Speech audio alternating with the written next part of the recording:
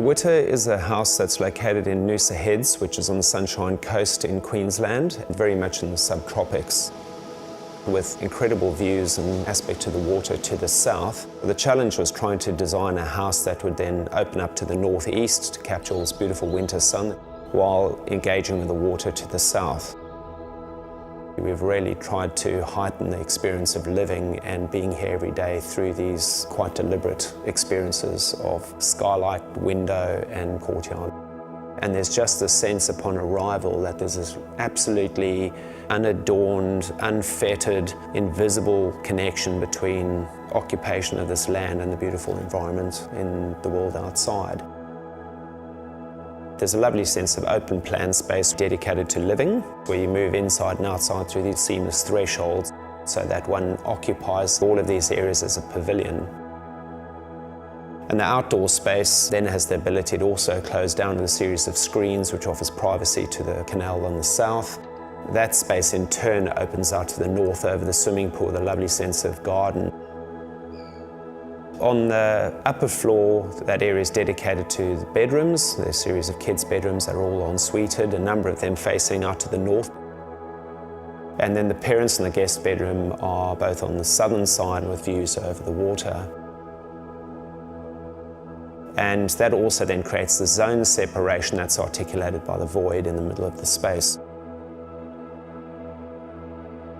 The creation of these voids and courtyard spaces is really an ability to bring light deep into the plan.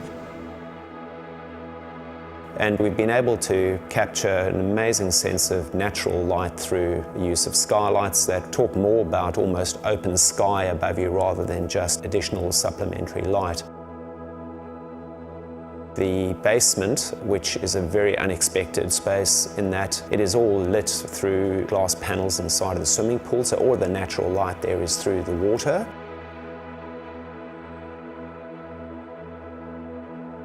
What we've tried to do is look at materials that are natural, that talk to this natural environment.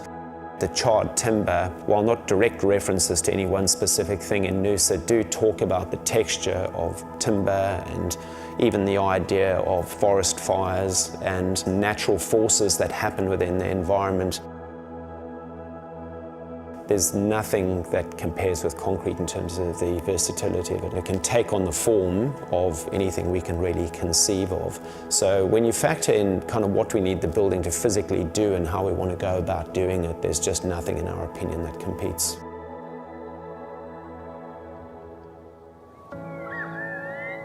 One of the things that we have been developing in our architecture for some time now is how we deal with the facades of buildings. We've sort of tried to move away from a series of windows just punctuating a wall into the facade being seen as a homologous item in itself.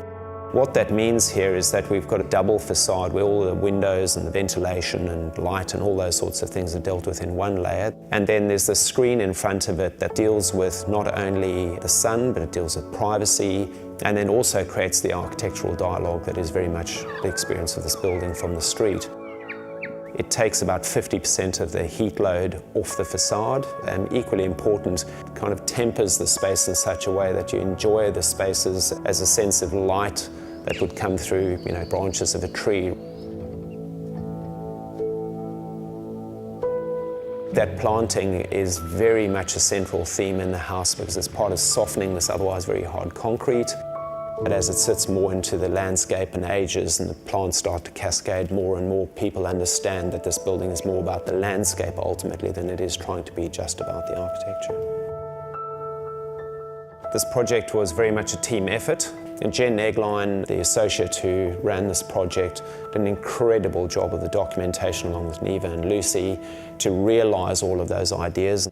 The execution on site from Jason Warren and his team is just absolutely sublime. And Hong and Mark, who did the interiors and the landscaping in turn, then just built on that and added necessary layers to really finish off this house and it create all the softness. To pay due credit to Craig and Ali, our clients, to say that they were extraordinarily trusting and giving, I think would be an understatement. I think ultimately great architecture is about balance. It's about sort of finding the ability for a person to sit on a couch but a group to sit out in a room. What it is about is creating a place for this family to be able to enjoy the best of being in this environment. And ultimately, architecture, landscape, interior, decor, art, they're just tools to facilitate that. Great architecture maybe does its best to try and curate all of those things to offer that experience in a way that is memorable and wonderful.